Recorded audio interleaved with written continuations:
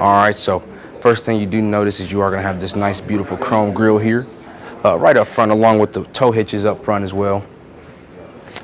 And if you take a look here at this 5.7 Hemi that's in the Ram 1500, you are going to have a battery mat terrain to last you through any terrain, and everything that you're going to need to access in this vehicle. If you're not a heavy car mechanic, it's going to be labeled in yellow, which makes it a lot easier for you to see.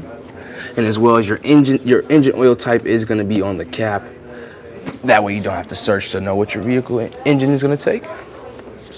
You are going to have a weather mat fire mat up top. If you were to ever get into an accident, your engine were to catch fire, these points here are made to melt and drop this mat down to compress the fire, which is a very nice safety feature that comes in the Ram 2020s. You're also going to have a breakaway motor mount that drops the motor under the vehicle if you were to get into an accident, so it doesn't push it into the cab of the vehicle to severely injure you.